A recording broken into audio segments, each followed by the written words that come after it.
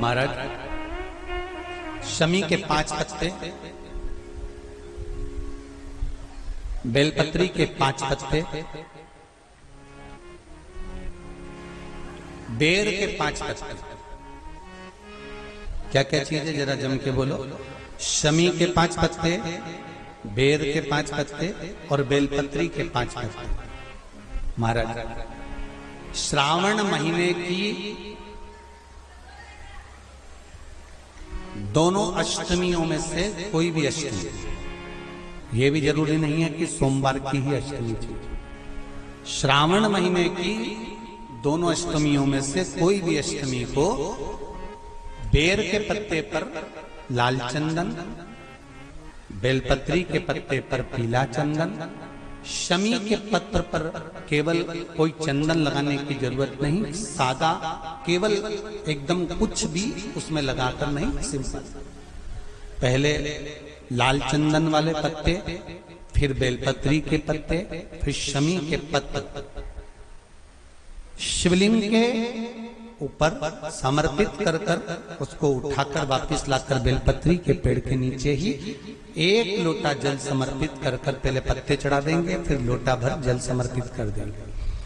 उसी चढ़े हुए पत्तों में से 5 बेलपत्र को लेकर अपने घर आ जावे और अवधूतेश्वर महादेव, कौन से महादेव? अवधूतेश्वर महादेव। ये अवधूतेश्वर महादेव कौन से हैं? आपको कथा में कई बार वर्णन करा गया है। शंकर भगवान को क्रोध आया, ब्रह्मा जी ने क्रोध को लिया, समुद्र में डाला।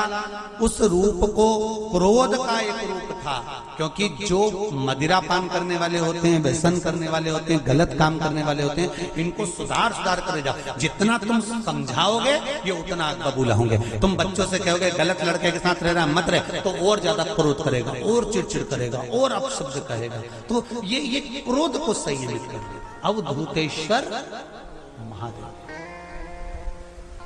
अवधूतेश्वर महादेव का स्मरण कर 5 पत्तों को लेकर आइए। कुछ समय बाद जैसा जैसा समय की अनुकूलता मिले, आप किसी मदिरा का पान करने वाले या किसी व्यक्ति को वो पत्ते दोगे या प्रसाद के रूप में दो तो अच्छी बात है, नहीं तो उस पत्ते का थोड़ा थोड़ा भाग भी प्रतिदिन मात्र 21 दिन तक अगर थोड़ा थोड़ा भाग भी दे दिया जाए तो धीरे धीरे धीरे धीरे मदिरा पान, व्यसन, गलत आदतें छूटना प्रारंभ हो जाती है और वो शंकर की शरणागति ग्रहण करते हैं।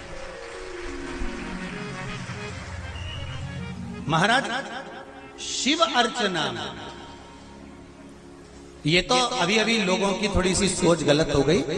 ये दुनिया के लोगों को ये तो मालूम नहीं है भगवान शंकर के लिए। हाँ, शंकर भगवान के पास में भांग रहती है, शंकर भगवान के पास में भांग रखी हुई होती है। शंकर भगवान का भांग का श्रृंगार होता है, क्योंकि उसको बूटी के रूप में, औषधि के रूप में लिया जाए। पर कोई कहे कि शंकर भगवान भांग का नशा करते हैं, तो ये संसार के लोगों को समझा देना कि शिव भांग का नशा, मेरा भोलेनाथ भांग का नशा नहीं करते, शिव नशा। कथा हुई है, जितनी भी पूर्व में कथा का क्रम रहा है,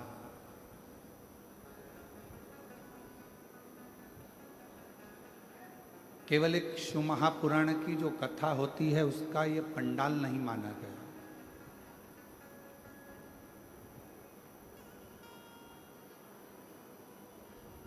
जहाँ पर भी भगवान शंकर की कथा होती है, शिव महापुराण की कथा होती है, उसको पंडाल नहीं कहते, उसको पंडाल उसको पंडाल नहीं बोलते हैं, उसको पंडाल नहीं कहा जाता। शिव महापुराण की जो कथा होती है, जो भी स्थान होता है उसको भगवान शिव का कैलाश धाम माना गया है, जहाँ बैठकर शिव भक्त शिव महापुराण की कथा को श्रवण करते हैं।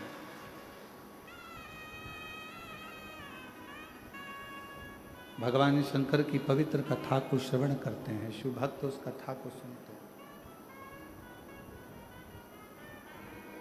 और अपने हृदय में भगवान शिव की विरल भक्ति को, भगवान शंकर की भक्ति को धारण करते हैं। शिव भक्ति को धारण करने का एक केंद्र बिंदु, भगवान शंकर की भक्ति को धारण करने का एक स्थान, ये पवित्र पावन शिव महापुराण की कथा का स्थल। अब कई शिव भक्त ऐसे होते हैं, कई संसार में जन्म लेने वाले मनुष्य ऐसे होते हैं कि कैलाश धाम तक नहीं जा पाते, नहीं पहुंच पाते। पर मेरे शंकर भगवान ने, भगवान शिव ने अपनी वाणी में स्वयं तुमरुका जी से कहा है।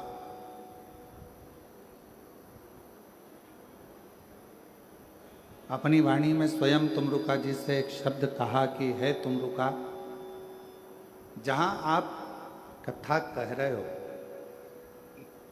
जहां मैं इस कथा को ईसर गोरा बनकर श्रवण कर रहा हूं,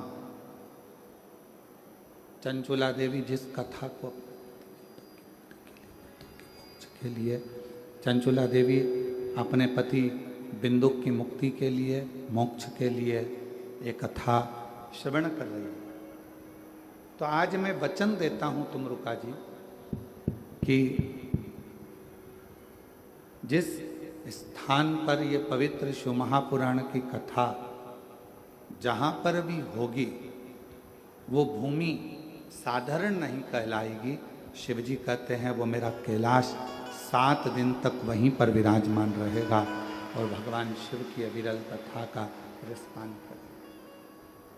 7 दिवसीय शिव महापुराण की कथा संपूर्ण विश्व के कल्याण के लिए, संपूर्ण जगत के कल्याण के लिए, संपूर्ण जगत के उद्धार के लिए ये कथा श्रावण के महीने में प्रारंभ हुई।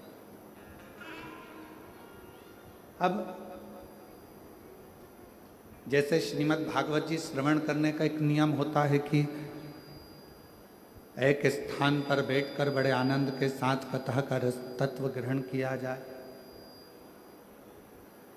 रामचरितमानस का एक नियम होता है कि रामचरितमानस 24 घंटे में, 9 दिन में, 1 माह में, त्रैमासिक में, 12 महीने में, जैसा भी आपको क्रम करना हो उस क्रम से उसको पूर्ण किया जाए। उसी तरह, उसी क्रम में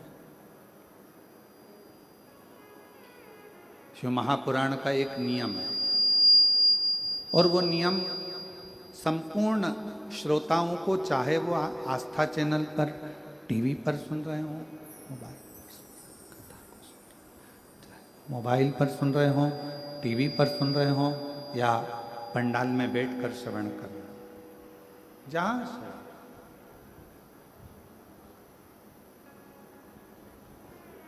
कथा के श्रोताओं का एक नियम होना चाहिए, और वो नियम यहाँ बताया गया है कि कथा को सुनने वाला, कथा को श्रवण करने वाला, कथा को सहजने वाला, कथा को श्रवण करने वाला,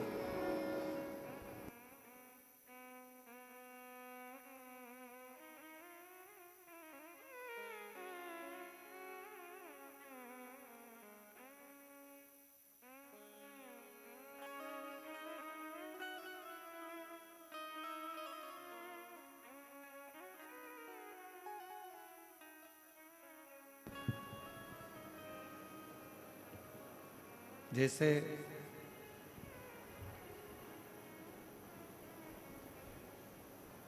श्रीमद् भागवत का एक नियम होता है, जैसे रामचरितमानस का एक नियम होता है, उसी तरह शिव महापुराण का भी एक नियम होता है। उसी तरह और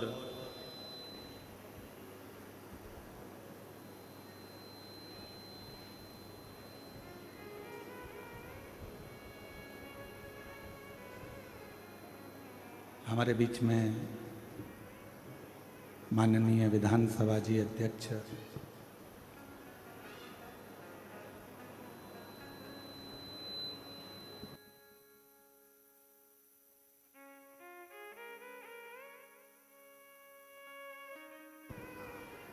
हमारे बीच में डॉक्टर रमन सिंह जी, धर्मपत्नी जी श्रीमती वीणा सिंह जी पधारी हैं और उनकी बहनें भी यहाँ पर पधारी हैं। एक बार जोरदार ताली बजाकर उनका स्वागत, वंदन, अभिनंदन।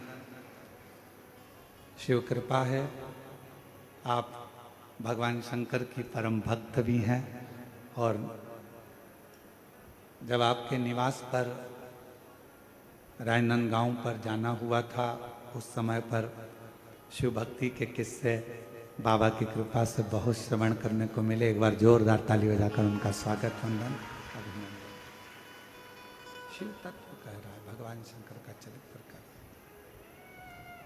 और तेरी कृपा बिना ना हिले एक भी अणु, लेते हैं श्वास तेरी कृपा से तनु तनु, बखान क्या करूं मैं राखों के ढेर का, चपटी भभूत में खजाना कुबेर का, हे गंगाधार मुक्ति द्वार ओंकार तू, भोले ओंकार तू, आयो शरण तिहारी शंभु तार तार तू।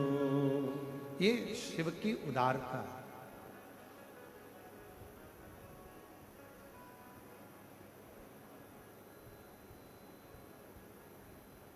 तो स्वयं भगवान शिव कह रहे हैं तुमरुका जी से कि है तुमरुका मृत्युलोक में, भूमंडल पर, संसार सागर में, मृत्युलोक में, भूमंडल पर, संसार सागर में, कहीं पर भी जहां पर शिव महापुराण की कथा होगी वो भूमि कोई साधारण नहीं होगी। जितने दिन शिव महापुराण की कथा चलेगी उतने दिन कैलाश वहीं पर विराजमान रहेगा और उस कैलाश पर बैठकर लोग कथा सुनेंगे। अब कथा का नियम, श्रीमद् भागवत जी का नियम अलग है, श्रीमद् भागवत जी का नियम अलग है, श्री रामचरितमानस का नियम अलग है, विष्णु पुराण जी का नियम अलग है। तो निवेदन करेंगे शिव महापुराण की कथा सुनने का भी एक अलग नियम।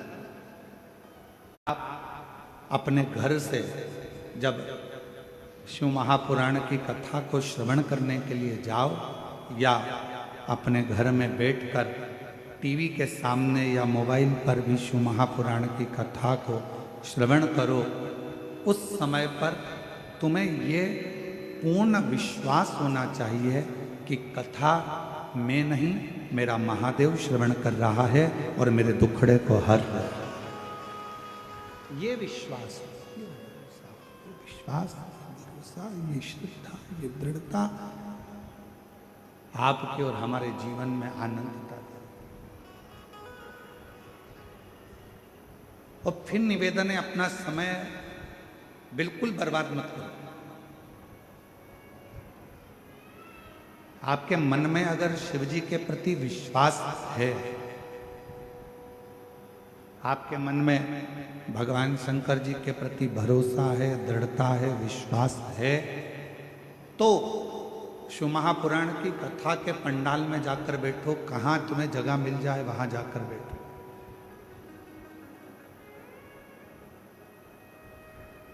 यदि विश्वास नहीं है, भरोसा नहीं है, शिव जी पर हमारा दृढ़ता नहीं है, तो फिर कथा में जाने की जरूरत नहीं है। अपना काम करो, अपने घर में रहो, अपने व्यस्त। ये कथा, क्योंकि रामचरितमानस में तुलसीदास बाबा ने अपने शब्दों में कहा है शंकर विश्वास रूपिण। ये कथा ही विश्वास है और विश्वास को ही शिव कहा गया।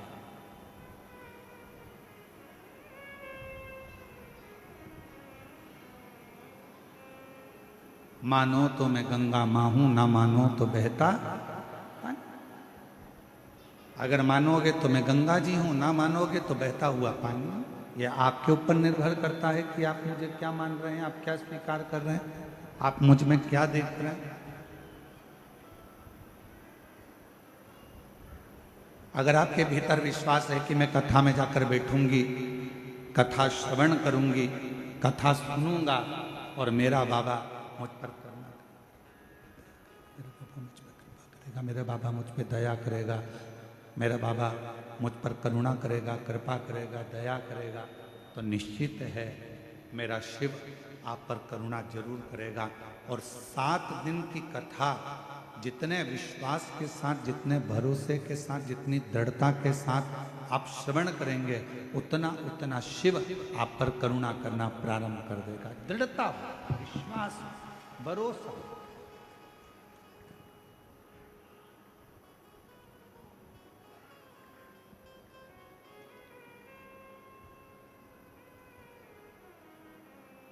आपका घर बड़ा है, छोटा है, वो मायना नहीं रखता।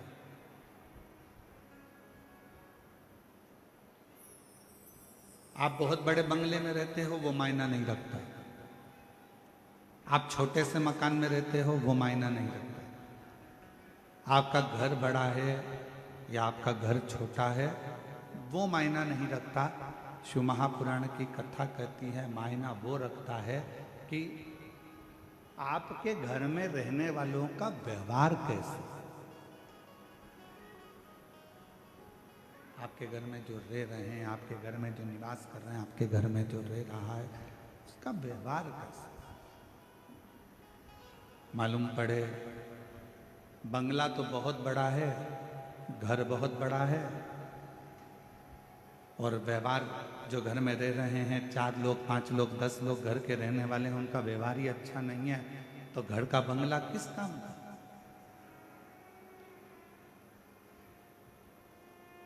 घर बड़ा है या घर छोटा है, उस वो कोई मायना नहीं रखता, पर मायना रखता है तुम्हारे घर का व्यवहार। तुम्हारे घर का व्यवहार कैसा है, तुम्हारे घर में रहने वालों व्यक्तियों का व्यवहार कैसा है। मालूम पड़े एक बहू उधर मुंह फुला कर रह रही है, एक बेटा उधर रह रहा है, एक बेटी उधर रह रही है, घर में थोड़े से रिश्तेदार आए, मालूम पड़ा ननन भाभी से ना बोले, भाभी ननन से ना बोले, ननन नंदोई से ना बोले, और पत्नी पति से ना बोले, सारे रिश्तेदार आते जरूर हैं, पर मालूम पड़े आपस में व्यवहार ही ठीक ना हो, तो बड़े बंगले का करोगे क्या। मकान बड़ा या मकान छोटा होने से व्यक्ति के जीवन में सुख नहीं है।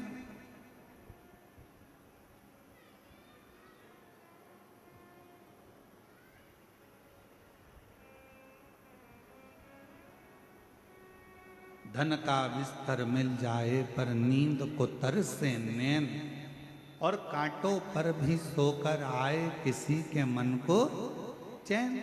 कोई कारण होगा। मालूम पड़े डनलप का गद्दा लगा है, एसी लगा है, खूब जोरदार मलमल की रजाई भी है, तकिया भी बिल्कुल एकदम कोमल है, और बड़े आराम से कमरा भी बिल्कुल क्लीन साफ एकदम बढ़िया है, और मालूम पड़े धन का बिस्तर मिल जाए पर नींद को तरसे ने। घर बड़ा है, बंगला बड़ा है, गाड़ी बड़ी है, कमरा बड़ा है, पलंग बड़ा है, गादी बड़ी है, तकिया बड़ा है, सारे सुख अपने आप उस कमरे के अंदर। ऐसा कोई सुख नहीं है जो तुम्हारे सोने के कमरे में नहीं है।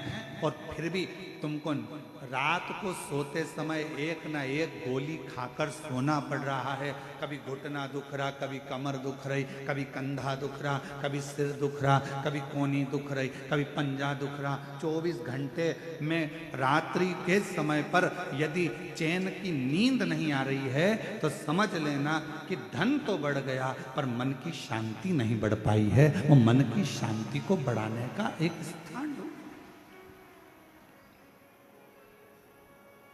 मन की शांति को बढ़ाने का एक केंद्र बिंदु ढूंढ।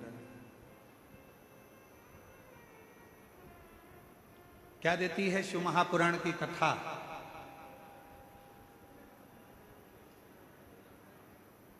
क्या प्रदान करती है शिव महापुराण की कथा? शिव महापुराण की कथा देती है पक्का विश्वास, पक्की दृढ़ता।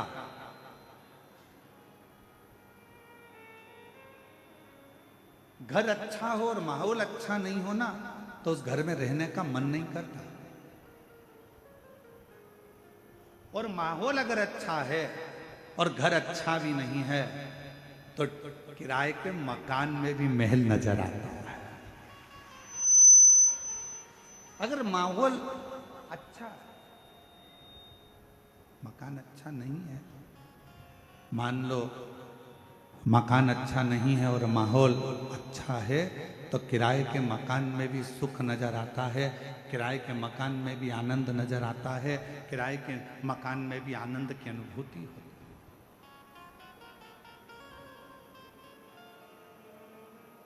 किराए का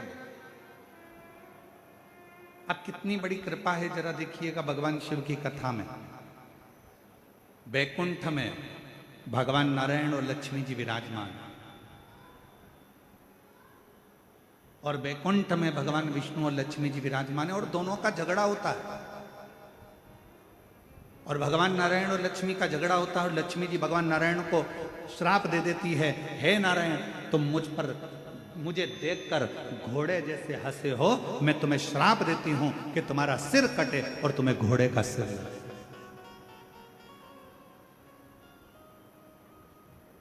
अब देखिए जरा, श्राप किया गया। अब ब्रह्मा जी और ब्रह्माणी जी ब्रह्मलोक में निवास करते हैं, और दोनों जनी वहां रहकर बड़ा आनंद का जीवन जी रहे होते हैं। और इतने में यज्ञ होता है, अनुष्ठान होता है, और उस अनुष्ठान में माता ब्रह्मणी के आने में देरी हो जाती है। माता सावित्री उस यज्ञ के अंतर्गत विराजमान हो जाती हैं, और माता ब्रह्मणी उनको श्राप दे देती हैं, ब्रह्मा जी तुम्हारी अर्धांगिनी होने के बाद भी तुमने यज्ञ में मेरी प्रतीक्षा नहीं करी, मैं तुम्हें श्राप देती हूं कि मृत्यु लोक में कहीं पर भी तुम्हारे मंदिर नहीं होंगे, मृत्यु लोक में कहीं पर तुम्हारा पूजन ना हो, केवल एक पुष्कर की भूमि ऐसी होगी जहां पर तुम्हारा पूजन होगा, जहां पर तुम्हारा मंदिर। अब जरा विचार करिए, बैकुंठ लोक है, वहां पर भी भगवान नारायण और लक्ष्मी का थोड़ा सा विवाद हुआ, लक्ष्मी जी ने श्राप दिया। ब्रह्मलोक है, ब्रह्मलोक में भी सारा ठाठ है, और माता ब्रह्मणी ने ब्रह्मा जी को श्राप दिया। पर केवल सारे लोकों में एक लोक मृत्यु लोक ऐसा है, जिस मृत्यु लोक के अधिपति भगवान देव अधिदेव महादेव हैं, दोनों आनंद के साथ विराजमान रहते हैं, और भगवान शंकर और पार्वती दुनिया के लोगों को प्रेरणा देते हैं कि सुख बड़े मकान में नहीं, अगर कैलाश की कंदराओं में भी रह रहे हो और माहौल अच्छा है, तो सुख उस कंदरा में भी प्राप्त हो सकता है, सुख उस कंदरा में भी मिल सकता है, सुख उस कंदरा में भी प्राप्त हो सकता है।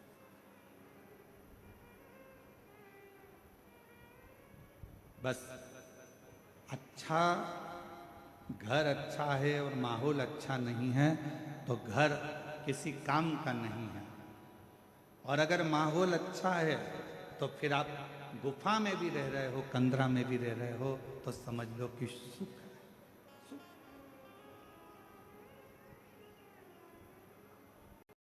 और देख लिया संसार हमने, देख लिया सब मतलब के यार हमने, देख लिया झूठे नाते झूठे रिश्ते, झूठे नाते झूठे रिश्ते, अरे झूठा है संसार हमने। ना जरूर थोड़ा परिश्रम जिंदगी में बहुत जरूरी है। आप में से कितने लोग हैं जो चाय पीते हैं? हाथ उठाओ जरा। हम चाय का ऑर्डर नहीं दे रहे हैं तुम लोगों के लिए, हम तो पूछ रहे हैं। फिर से उठाओ जरा, कितने लोग हैं जो चाय पीते हैं? चलो बहुत बढ़िया, रख लो। चाय पीने से कभी जीवान जली कि नहीं जली तुम्हारी? जम के तो बोलो, आवाज नहीं आई। जली है ना? अब तुम्हारी जीवान अगर चाय पीने से जली तो तुम में से कितने लोग हैं जिनकी जीवान चाय पीने से जली और उनने चाय पीना छोड़ दिया? जम के तो बोलो, छोड़ा किसी ने? नहीं। हमारे दया सिंह जी के घर की भाभी और बहुएं हाथ हिला रही, नहीं गुरु जी हम नहीं छोड़ा।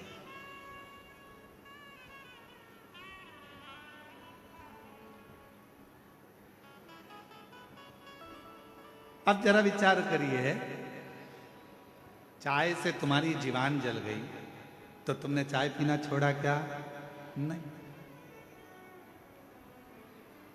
चाय पीते रहे। जब चाय से जीवान जली तो तुमने चाय पीना नहीं छोड़ा।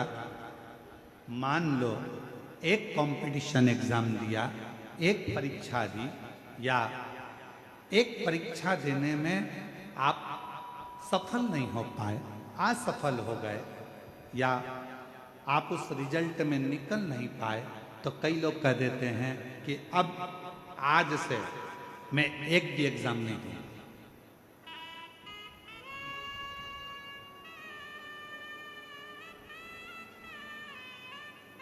अब मैं कोई परीक्षा नहीं दूंगा। अरे भाई, चाय से जीवान जल जाती है तो लोग चाय पीना नहीं छोड़ते, पीते रहते हैं। अगर एक एग्जाम नहीं निकल पाए, एक परीक्षा नहीं पास कर पाए, तो क्यों टेंशन लेना? चाय पीना नहीं छोड़ी, उसी तरह एग्जाम देना मत छोड़ो। एक ना एक दिन तुमको उस मंजिल तक वो एग्जाम पहुंचाई दे। क्यों हिम्मत हारते हो? क्यों टेंशन लेते हो? अपनी हिम्मत नहीं हार। और मैंने तेरे ही भरोसे, जिसको आता है वो साथ में गाया करो। मैंने तेरे ही भरोसे हवा भी उड़ती जवानी, बाबा डोर हटो छठी नामे कटी जवानी, भोले में तेरी पतंग शंभू में तेरी पतंग, हवा भी उड़ती जवानी, बाबा डोर हटो छठी नामे कटी जवानी, भोले में। तेरी पतंग। क्यों हिम्मत हारना? परिश्रम करते जाओ। कई लोग कहते हैं गुरुजी हमारे घर का माहौल ठीक नहीं है, अब मैं घर में नहीं रहूंगी, मैं घर छोड़कर चली जाऊंगी। कोई कहता है मैं घर छोड़कर चले जाऊंगा, मैं ऐसा कर लूंगा। शिव महापुराण की कथा कहती है अपने घर का माहौल ठीक करने की जवाबदारी किसी दूसरे ने नहीं ली है। अपने घर के माहौल को ठीक करने की जवाबदारी आपकी अपनी स्वयं।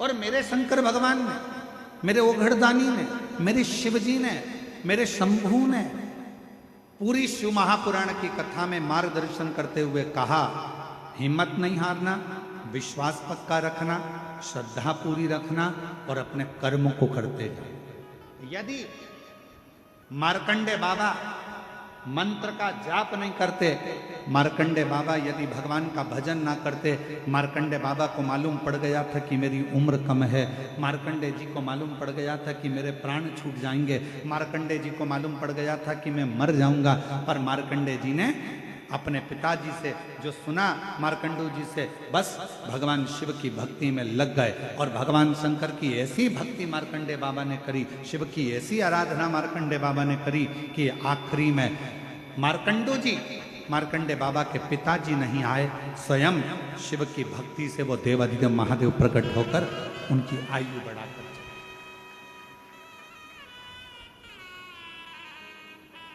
स्वयं।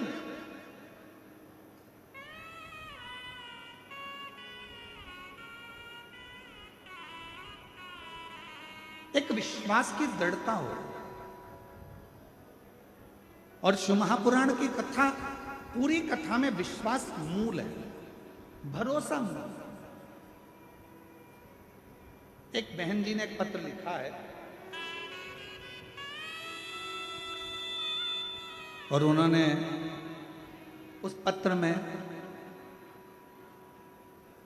तुमरुका जी का नाम लेकर जो सफेद आंकड़े की जड़ का प्रयोग था वो किया है। और पहला पत्र आया है जिसमें हमारे कथा के पंडाल में पहला पत्र है जिसमें उन्होंने तुमरुका जी का फोटो भी लगाकर भेजा।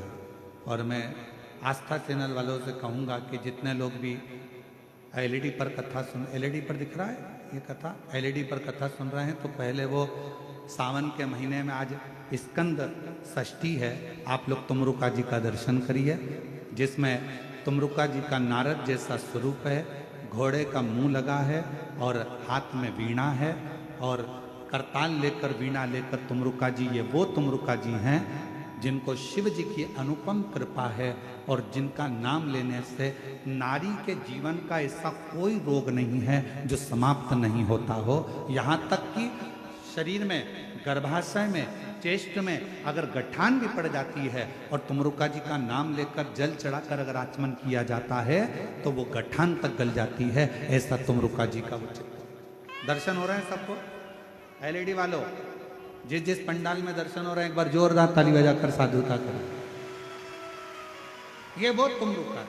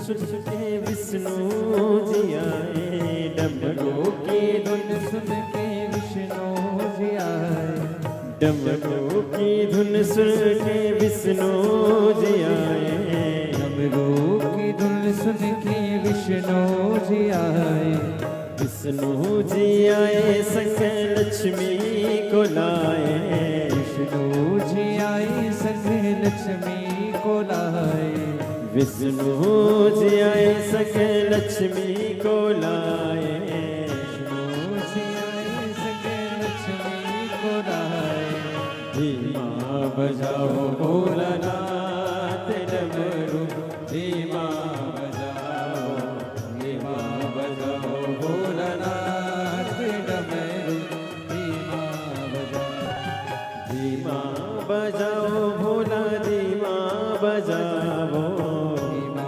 बजाओ भोला, धीमा बजाओ, बजाओ भोला, धीमा बजाओ, धीमा बजाओ भोलानाथ डमरू, धीमा बजाओ, धीमा बजाओ भोलानाथ डमरू, धीमा बजाओ।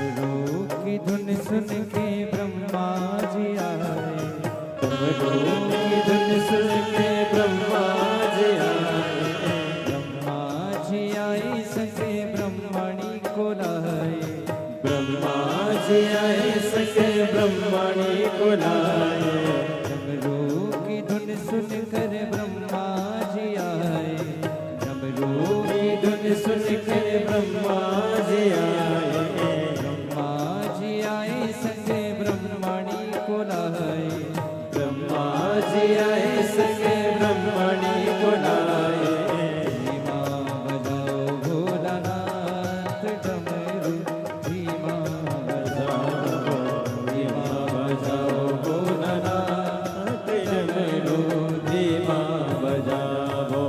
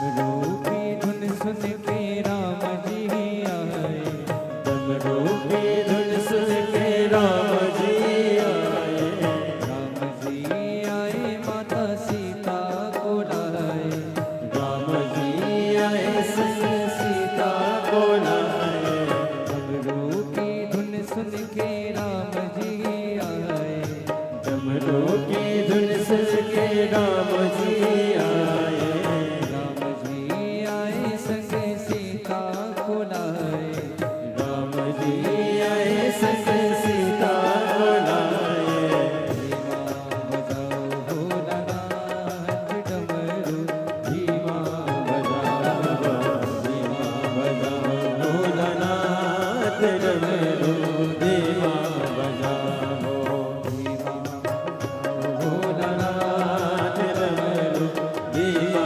बजाओ, धीमा बजाओ भोलानाथ डमरू, धीमा बजाओ, धीमा बजाओ भोलानाथ डमरू, धीमा बजाओ, डमरू धीमा बजाओ, डमरू धीमा बजाओ, डमरू धीमा बजाओ, डमरू धीमा बजाओ, डमरू धीमा बजाओ, डमरू धीमा बजाओ, डमरू धीमा बजाओ, डमरू धीमा महादेव है। अपने स्थान पर बैठकर बाबा देवादिदेव महादेव से प्रार्थना करिए, विनय करिए, निवेदन करिए, विनती करिए, शिव जी को अपने मन का भाव करिए, प्रार्थना करिए, विनय करिए, निवेदन करिए। जहाँ जगह है, वहाँ बैठकर भगवान शिव जी से अपने मन का भाव बड़े भाव से हृदय से प्रार्थना करो, निवेदन करो, विनती करो, विनय करो, निवेदन करो। जहाँ जगह मिले वहाँ बैठो, हृदय से प्रार्थना करो।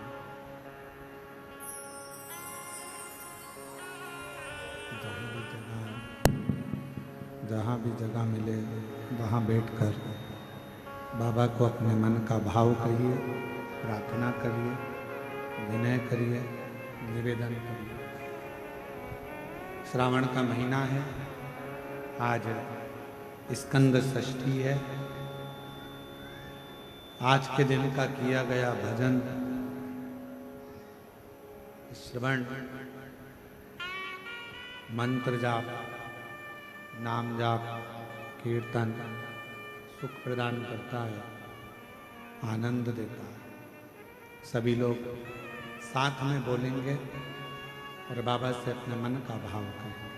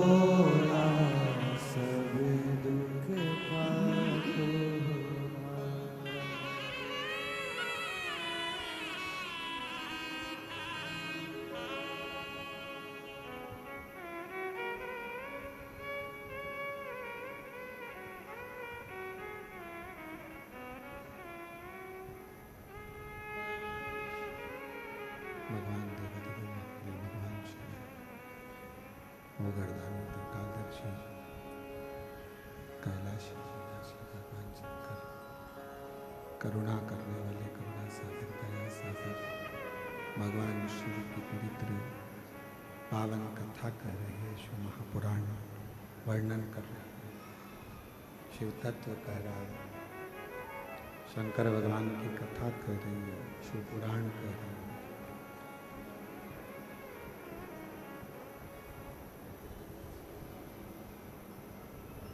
रो रो कर खुद को मार लेने से अच्छा है मुस्कुराकर, हंसकर, अविरल भक्ति को धारण कर कर खुद के गम को, खुद के दुख को समाप्त कर।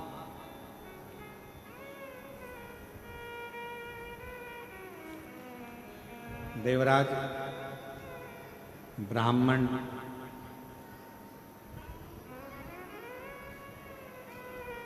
कुछ नहीं करा उसने, ना पूजन करा, ना अर्चना करी, ना आराधना करी, ना मंत्र जपा, ना नाम जाप किया, ना स्मरण किया। केवल एक काम किया और वह है शिव महापुराण की कथा श्रवण किया।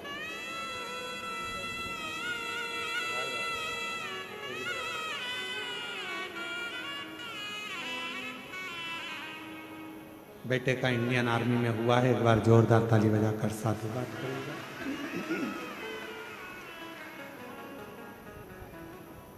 शिव महापुराण का कोई पूछे कि इसमें मुख्य श्लोक कौन सा है, कोई तुमसे पूछे कि शिव महापुराण का मुख्य मंत्र कौन सा है, कोई तुमसे पूछे शिव महापुराण का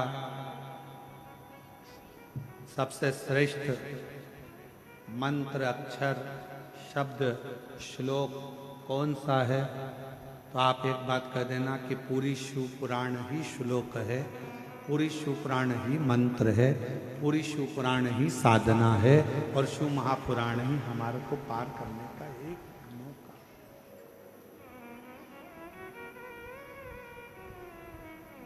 बस उसको सुनने वाला चाहिए, उसको श्रवण करने वाला चाहिए।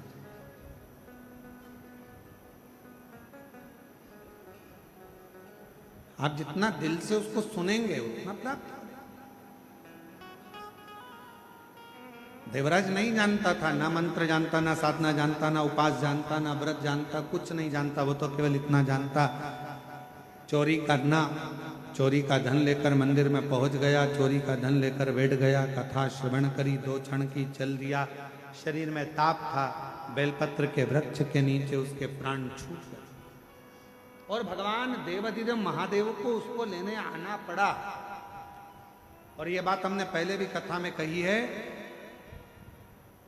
देव और महादेवों में एक बहुत बड़ा अंतर है। देव का अगर कोई भक्त प्राणों को छोड़ता है तो उसको लेने के लिए गण आते हैं, पार्षद आते हैं, उसको लेने के लिए भगवान नारायण के पार्षद पहुंचते हैं, देवता आते हैं।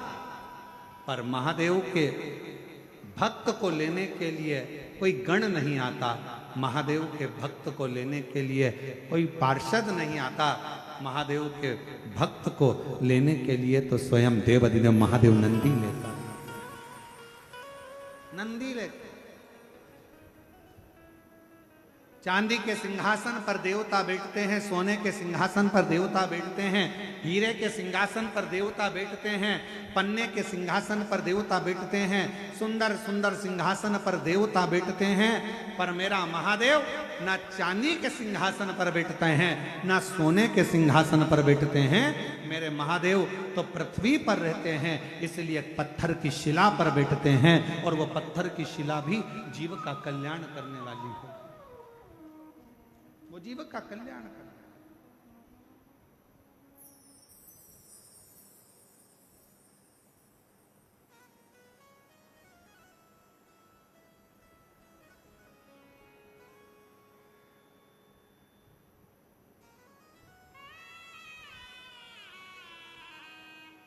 आप उसको भजो, आप उसको जपो, आप उसका मंत्र जाप, आप उसका स्मरण, आप उसका नाम जाप कर कर देखिए।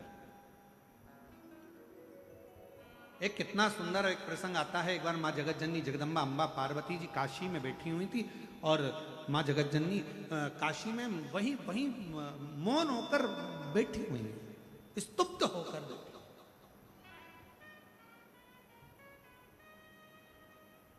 बाबा उनको ढूंढे और भगवान शंकर कैलाश पे से ढूंढते ढूंढते ढूंढते ढूंढते माता पार्वती को ढूंढते ढूंढते पहुंच गए। सोमेश्वर गए, नागेश्वर गए, अवंतिकापुरी गए, सब दूर ढूंढा माँ पार्वती जी को और पार्वती मैया वहां नहीं मिली। तब ढूंढते ढूंढते फिर भगवान शिव सीधे काशी में पहुंच गए।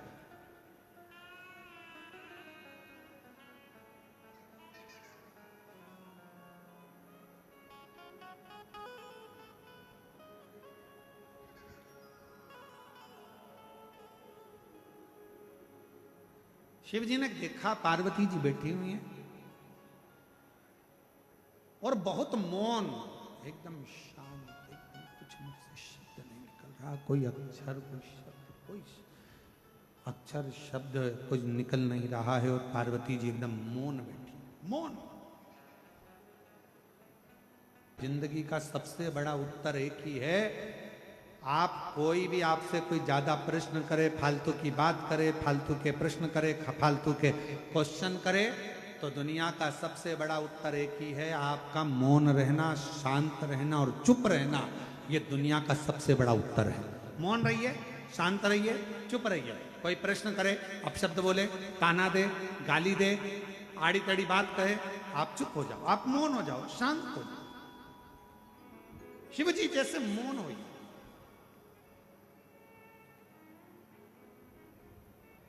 एक बहन जी ने एक पत्र लिखा है,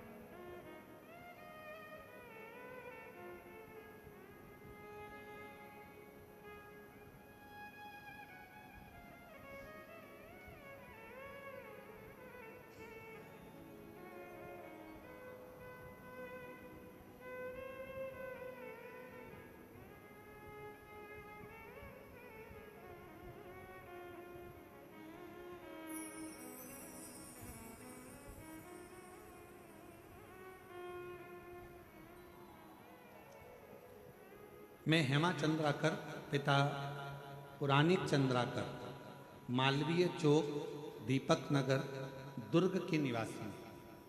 कहीं बैठी हो तो हाथ हिला सकती हूँ। आप ही हैं? एक बार वापस हाथ हिलाओ, आ जाइए। मैं हेमा चंद्राकर, पिता पुराणिक चंद्राकर, मालवीय चौक, दीपक नगर, दुर्ग की निवासी। एक लोटे जल का मैं क्या वर्णन करूं। हम लोग 16 सालों से किराए के मकान में रहते थे। हमने केवल सुना था कि पंडाल में बैठकर अगर कुछ मांगते हैं तो बाबा देता है। आज हम बाबा को धन्यवाद देने के लिए आए हैं। गुरुजी, भिलाई में 2 बार कथा सुनी और बाबा ने हमको 16 साल भले किराए के मकान में रखा, पर आज बाबा ने हमको 2-2 मकान दे दिए। बाबा ने ऐसी कृपा करी। गुरुदेव, परिवार में बात आई कि सरकारी नौकरी नहीं, क्या करें? तो मन में आया कि एक बार सुना है कि कुबेरेश्वर धाम जाकर अगर कुछ मांगा जाता है, कंकर शंकर पूजन करी जाती है, तो हम लोग सीहोर के कुबेर भंडारी के दर्शन करने गए और दोनों बार रुद्राक्ष प्राप्त किया। गुरुदेव, मेरी पढ़ाई पूरे होने के बाद भी मेरी जब सरकारी नौकरी ना लगी, तब मैंने बाबा से विनती करी। फिर यहीं भिलाई में शिव महापुराण की कथा श्रवण करी और बाबा से अपने लिए सरकारी नौकरी मांगी। पशुपतिनाथ का व्रत किया। कुछ ही दिनों में जगदलपुर जिला बस्तर से शिक्षा विभाग में मेरा चयन हो गया। मैं बाबा को यहाँ प्रणाम करने के लिए, नमन करने के लिए।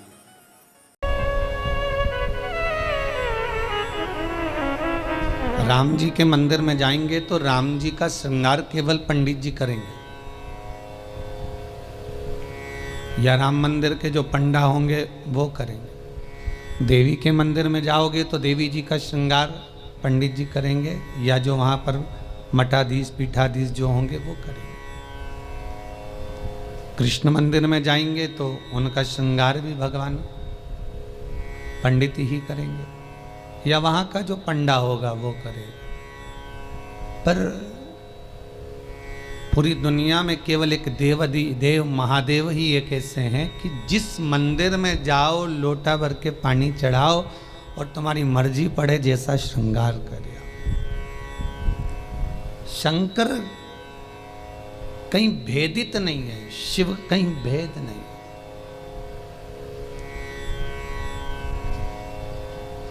और बड़ी एकाग्रता, बड़ा चिंतन, बड़ा मनन शिव का हो।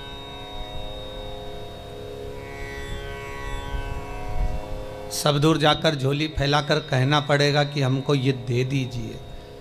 शंकर के पास जाकर झोली फैलाकर कहना नहीं पड़ेगा कि हमको दे दीजिए। केवल अगर आप शंकर के चरणारविंद तक पहुँचे हो या शिव महापुराण तक कभी भूल से भी आप पहुँच गए हो तो ये आप आने वाले नहीं हो, आपकी सामर्थ्यता नहीं है कि आप शंकर के करीब पहुँच जाएं, शिव महापुराण तक पहुँच जाएं। ये तो स्वयं शंकर को कोई करुणा करना होगी, शंकर को कोई दया करना होगी, कुछ कृपा करना होगा। इसलिए बाबा ने आपको बुला लिया, बाबा ने आपको दर्शन दे दिया। वो शिव कर सकते।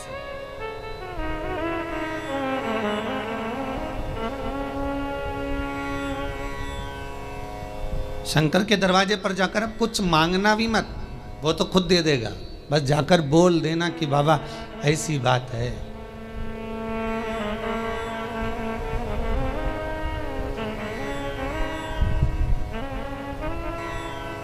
कल इंदौर से एक भैया आए थे, उन्होंने माइक लेकर बोला था, ध्यान होगा कि उन्होंने माइक लेकर उसको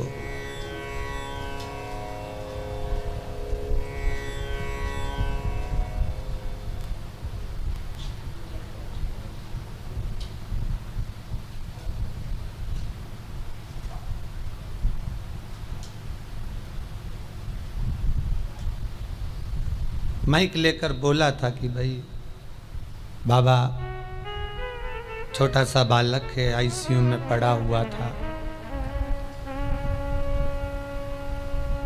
पर भगवान शिव की करुणा ऐसी हुई, उसने कोई उपाय ऐसा कर लिया कि बालक आईसीयू से भी हट गया और यहाँ वो लेकर भी आ गए। आपकी उपासना, आपका भजन, आपका कीर्तन, आपका नाम जाप, आपका स्मरण कभी खाली नहीं जाता, कभी नहीं। वो भक्ति के एक पन्ने पर लिखा हुआ है।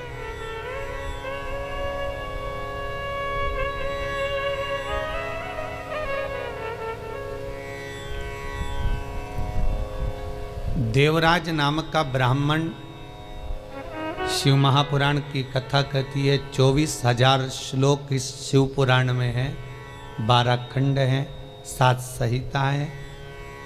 उसमें देवराज का जो चरित्र है, जो देवराज पहले तो सत्कर्मी था, भजनावली था, भगवान की भक्ति में डूबा हुआ था, भगवान का स्मरण में डूबा हुआ था, भगवत नाम में डूबा हुआ था, पर वही देवराज भगवत कर्म से वंचित हो गया केवल संगत के कारण। निवेदन है, ताली, थाली और प्याली, ये 3 मित्र मनुष्य को बर्बाद कर देते।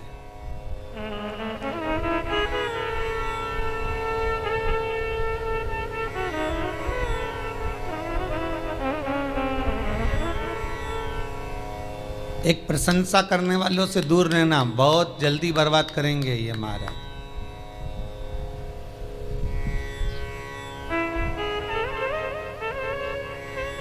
बहुत जल्दी हरा सकते हैं आपको।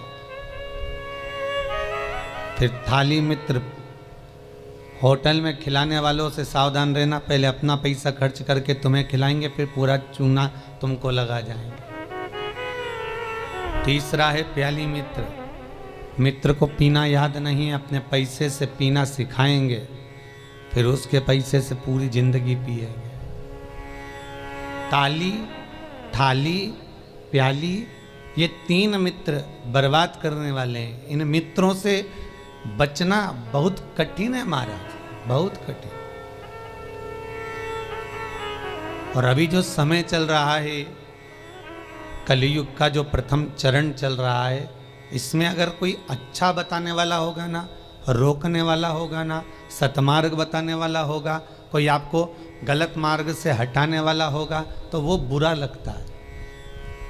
और जो आपको खड्डे में ले जाकर पटक दे, चूना लगा दे, लाखों करोड़ों में नीचे उतार दे, व्यापार व्यवसाय में कहीं ना कहीं ले जाकर गलत काम में तुमको फंसा दे, वो तुम्हें बहुत अच्छा लगेगा। ये कलयुग का जो फेर है, कलयुग का जो क्रम है वो ये निश्चित कर देता है कि आपको सतमार्गी ठीक नहीं लगेगा।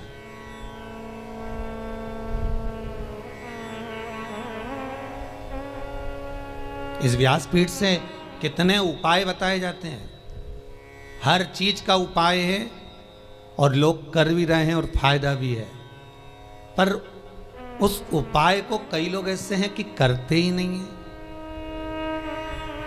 फिर किसी ज्योतिषाचार्य के पास पहुंचे, फिर किसी कहीं जाकर पूछ लिया, कहीं बाबा जोगी आ रहे होंगे उनके पास पहुंच गए, किसी का सिर घूम रहा होगा, माँ गेहूँ दाना लेके पहुंच गए, कहीं नारियल लेके पहुंच गए, फिर उनसे जाकर पूछेंगे बताओ माता जी, बताओ पिताजी, हमको ये हो गया, हमको वो हो गया, और माता जी पिताजी बस तुमसे धन लूट सकते हैं। बताएं क्या?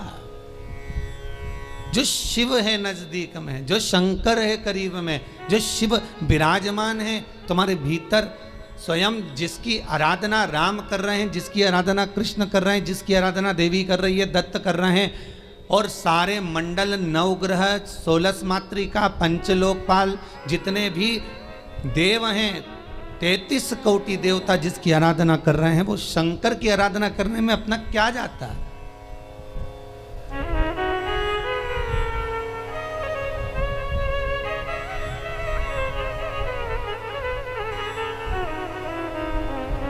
स्वयं भगवान कृष्ण को जब पूतना दूध पिलाने के लिए आई और विष पिलाने के लिए पूतना आ गई, तब भगवान कृष्ण दूध तो पी लिए, पर जब विष पीने का समय आया तो भगवान कृष्ण उसी समय पर शंकर भगवान को याद करते हैं। भोलेनाथ जी आओ। शंकर भगवान ने पूछा क्यों कृष्ण? कन्हैया जी कहते हैं दूध तो मैं पी सकता हूं, पर विष पीना मेरी सामर्थ्यता नहीं है, इसलिए आप मेरे गले में आकर बैठ जाओ। भगवान शंकर भगवान कृष्ण के गले में आकर बैठ गए और सारा विष पूतना का पी गए। स्तनों का जो विष था जब शंकर भगवान पिए तो शंकर भगवान को भी चक्कर आ गए। चक्कर आकर नीचे की ओर भगवान गिरे। तब भगवान कृष्ण को लगा करूं क्या? भगवान ने एड़ी का प्रहार करा और मानसी गंगा को प्रकट करा। गंगा का जल शंकर भगवान पर चढ़ाया, तब जाकर भगवान शिव के चक्कर मिटे। इसलिए आज भी उस मंदिर का नाम चकलेश्वर महादेव है।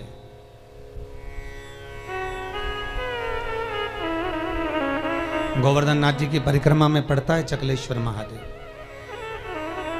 भगवान को स्वयं चक्कर आ गए। इतना विषैला विष, इतना प्रबल विष शिव धारण करे तो क्या?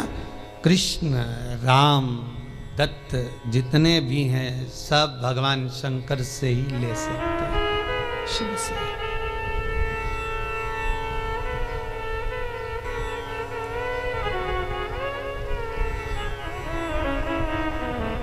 और कभी खजाना कम ना होता उसके दरवाजे का, वो लुटाता रहता है। अंबारियों में लुटाया उसने।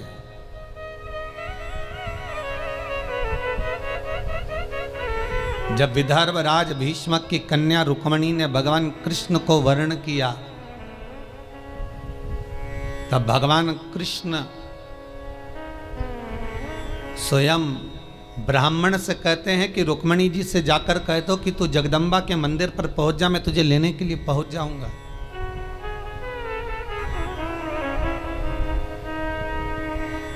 क्योंकि भगवान कृष्ण जानते हैं एक शंकर का मंदिर और एक देवी का मंदिर, ये दो मंदिर के दरवाजे कभी बंद नहीं होते, कभी बंद नहीं। देवी माँ है।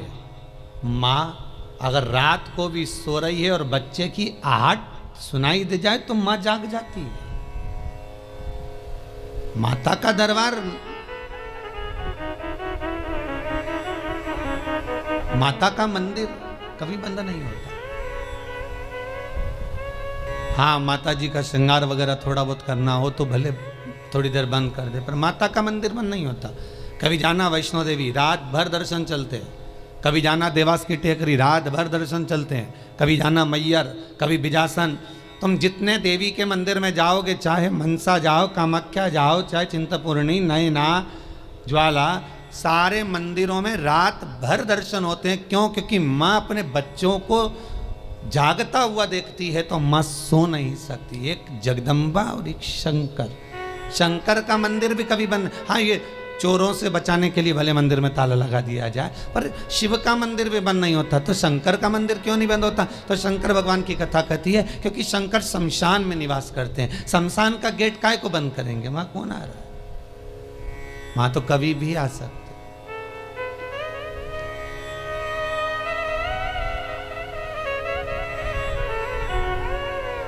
शिव भस्मीधारी, शिव त्रिपुंडधारी, त्रिकालदर्शी, उसका भी दरवाजा बंद नहीं होता। कोई शंकर से पूछे कि तुम कितनी बजे सोते हो? भगवान शंकर से कोई पूछ ले या माता रानी जगदम्बा भवानी से कोई पूछ ले तुम सोते कब हो? चलो वो भी जाने तो तुम घर की माँ से पूछ लेना, माँ तो कितनी बजे सोती है? जरा सी बच्चे की आहट आई जग जाएगी। भले बच्चा छोटा है तब की भी बात जान दो, बच्चा अगर बड़ा भी हो गया ना, कॉलेज भी पढ़ रहा है, खूब अच्छी नौकरी वोकरी भी करने की तैयारी कर रहा हो या नौकरी कर भी रहा हो ना, तो भी माता का हृदय माता का होता है। अगर बच्चे की जरा सी रात्रि को पढ़ने बैठा हुआ है, बैठा भले बड़ा बच्चा है और रात को अगर पढ़ाई कर रहा है, कितनी बजे बेटा पढ़ने बैठा और कितनी बजे तक पढ़ा, माता को बेटे को बताने की जरूरत नहीं होती। बेटा बताए ना माँ को तो भी माँ जान जाती है कि रात को तू 4 बजे तक पढ़ रहा था, ले मैं चाय बना कर ला देती। ये माता की आहट है, ये माता की वात्सल्यता है, ये माता की करुणा है।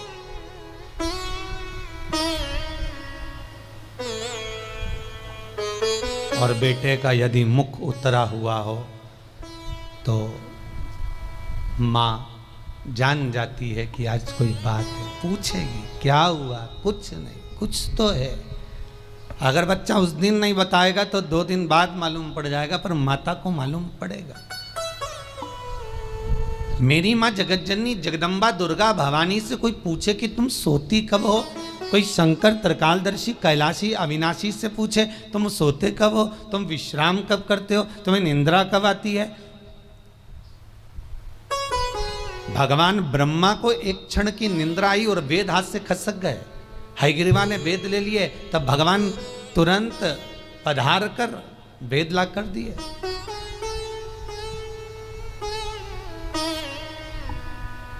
भगवान विष्णु 4 महीने के लिए सोते हैं। देव सोनी एकादशी पे सो गए, अब देव उठनी आएगी ना कार्तिक में, तब बढ़िया चकाचक उठेंगे। दत्त भगवान भी सोते हैं। सारे 33 कोटि देवताओं के सोने का श्रृंखला लिखी हुई है कि कौन देवता कहाँ कितने समय के लिए विश्राम करता है, कितने समय के लिए आराम करता है, कितने समय के लिए कौन सा देवता कब निंद्रा ग्रहण करते हैं, ये सब कुछ शास्त्रों में लिखा हुआ है। पर एक देव अधिदेव महादेव के लिए कहीं नहीं लिखा कि शंकर भगवान कितनी घड़ी, कितने पल, कितने क्षण सोते हों। एक शिव के लिए और एक जगत जननी जगदम्बा अम्बा माता पार्वती के लिए कहीं नहीं लिखा कि ये सोते हो।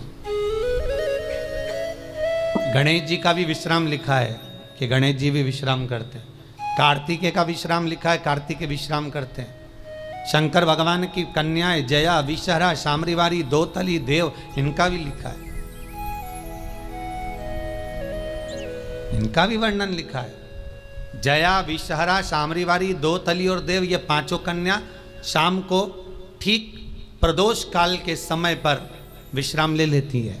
इसलिए प्रदोष काल के समय, जैसे सूर्य अस्त होने का जब समय आने लगता है, प्रदोष काल जब आने लगता है, तब शंकर जी के ऊपर जो जलाधारी लगी रहती है, जिसमें से बूंद बूंद पानी गिरता है, वो जलाधारी को हटा दिया जाता है।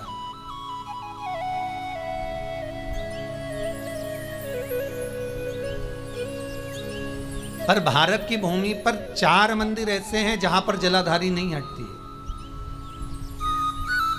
जहां पर निरंतर जलाधारी में से जल गिरता है, निरंतर।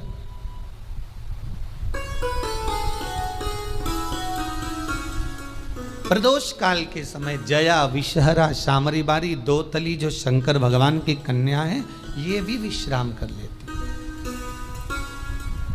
अशोक सुंदरी, शिव की पुत्री, ये भी विश्राम कर लेती। पर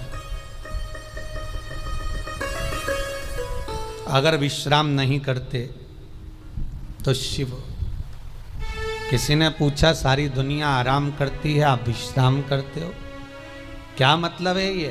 शंकर भगवान कहते हैं मेरे कंठ पर भरा है विष, दिन भर लेता हूं राम का नाम, दोनों को मिला दो तो हो गया विश्राम।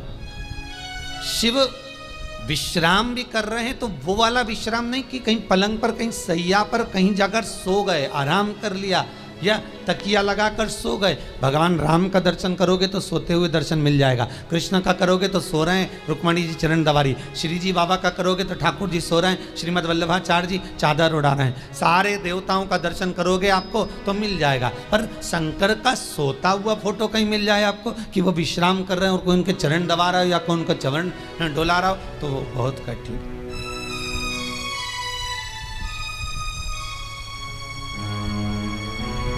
बेटा यदि पुकारे,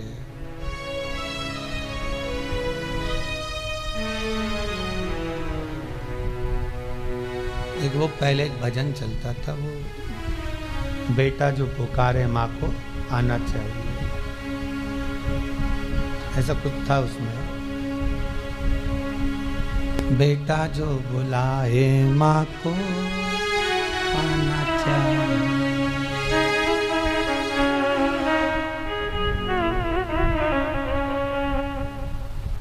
माता के चरणों में शीश नवाना चाहिए, बेटा जो बुलाए माँ को आना चाहिए। वो बुलाए,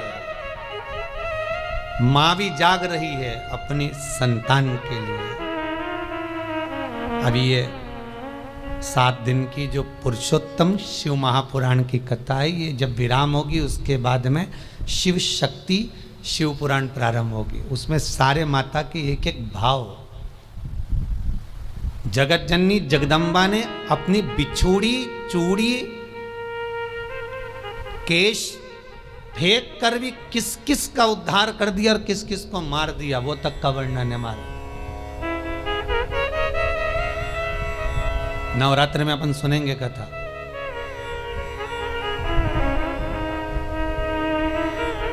विश्रामता नहीं है भगवान। एक बार शंकर भगवान माता पार्वती को लेकर पहुंच गए सुंदर आनंद में, अमर गुफा में।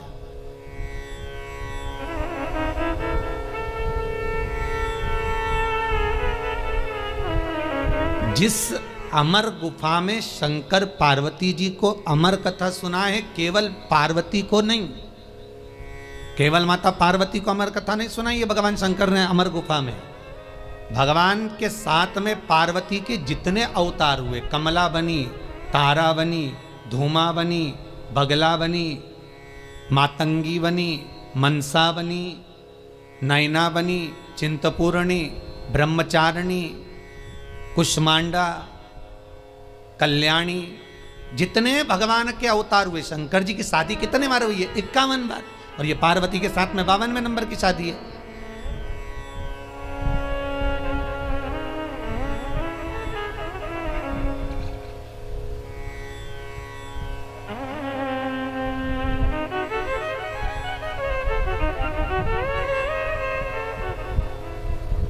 कई बार ये भगवान की शादियों के पीछे भी झगड़ा होने लगता है, भाई लोग उसमें भी झगड़ लेते।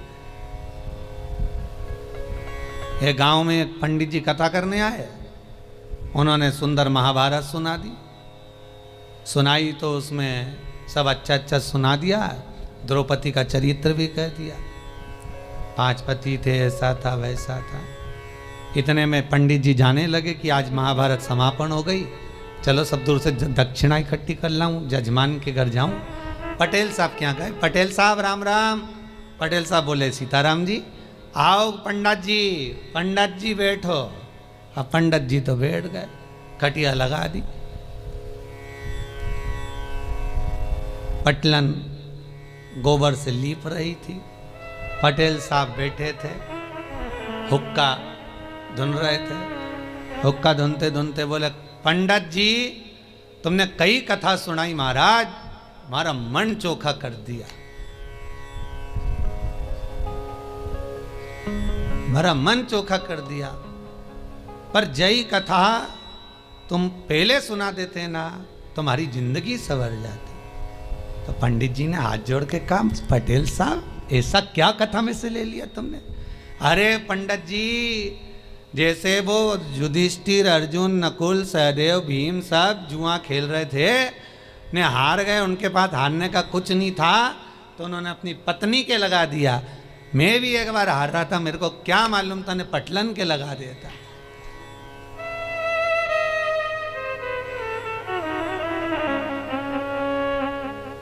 अब तो पटलन गोबर लीपती लीपती उठ के खड़ी हुई, इतना सारा घूंघट करके बोली, पंडित जी सही में इतनी चोखी कथा सुनाई तुमने पंडित जी, जिसका वर्णन नहीं है। पर जय कथा तुम पहले कह देते नहीं, तुम्हारी जिंदगी संवर जाती। भद्रोपति के 5 पति जैसी मैं भी करके लिया था। अब तो पंडित जी ने तो झोला बिस्तर सब बंद करके जाने लगे, दक्षिणा जाए चूल्हा में। अपन तो चलो, यह तो दंगा महाभारत चालू हो गया। तो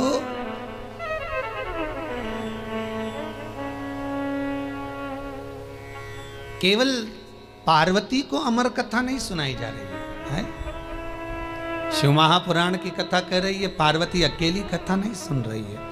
पहले जितने भगवान शंकर के साथ में पार्वती के अवतार हुए हैं, जन्म हुए हैं, हर जन्म में पार्वती शिव के साथ अमर गुफा में कथा श्रवण करने के लिए गई। हर अवतार में, चाहे उमा हो, महेश हो, हर अवतार।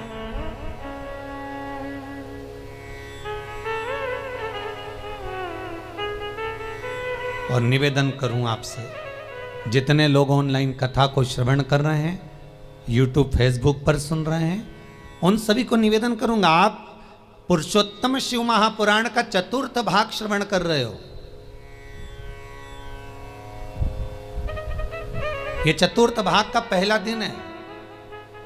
आप अगर पूरी कथा को श्रवण कर रहे हैं, सावन से सुन रहे हैं, भादो से सुन रहे हैं, जितने भी समय से आप कथा सुन रहे हो, वो आपकी मर्जी है। पर शिव महापुराण की कथा कहती है कि जैसे पार्वती बार बार जन्म ली है और जन्म लेकर अमर गुफा में कथा श्रवण करने के लिए गई है, शिव महापुराण की कथा कहती है जो एक बार एकाग्र चित्त मन से शंकर की कथा को सुनता है, ये इसका एक जन्म नहीं, ना जाने कितने जन्म का पुण्य इसका प्रबल होता है, तब जाकर ये शंकर की कथा को श्रवण कर पाता, तब ये शिव का अनुमोदन कर पाता।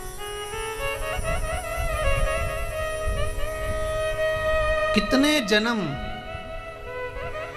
84 लाख योनियों में 20 लाख योनि तो ये पेड़ पौधे की है। कभी गुलाब का पौधा, कभी गेंदा का फूल, कभी गोभी का पौधा, कभी कद्दू का, कभी लौकी का, कभी भिंडी का, कभी दूबा, कभी घास, कभी खाकरा, कभी आम, कभी आंवला। इसका भी क्रम समझ लेना। छोटे से छोटे नल्ली के पास में बने हुए कीट से लेकर आंवले का वृक्ष, बड़ का वृक्ष, पीपल का वृक्ष, जब तक पहुंचते हैं समझ लो कई योनियां तो हमने काट चुके हैं। ये आंवले का पौधा देखो, कहीं तुलसी का पौधा देखो, कहीं बड़ का पौधा देखो, तो समझ लेना इनकी 20 लाख योनियों में से कम 18 लाख योनि ये काट लिए, तब जाकर ये पीपल और बड़ और आंवला बने।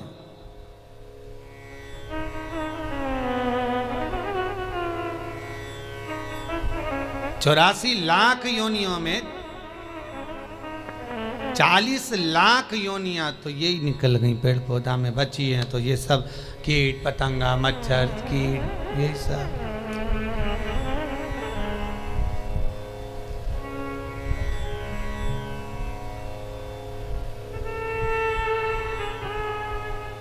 अब एक ये कोरोना महामारी हो गई, ये 84 लाख योनि में नहीं है, ये कहीं अलग से ही आ गई। ये जो जीव जंतु है,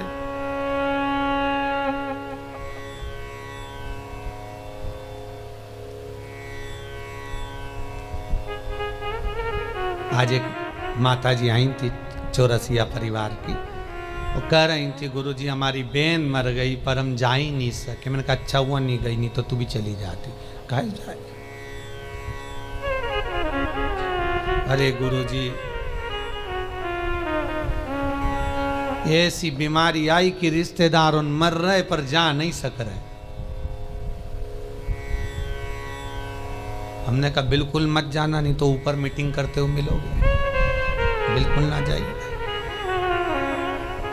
इतनी बुरी बीमारी, बेटा बाप को ना देख पा रहा है, बाप बेटे को ना देख पा रहा है, भाई बंधु को ना देख पा रहा है, कुटुंब कबीले को ना देख पा रहा है।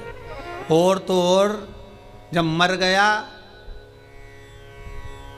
तो 13वें का भोजन खाने बामन भी नहीं आ रहा है। कितना विचित्र है।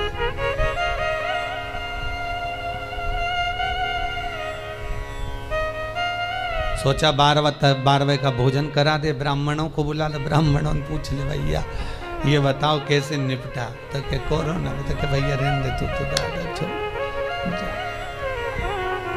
बड़ी विचित्र बीमारी।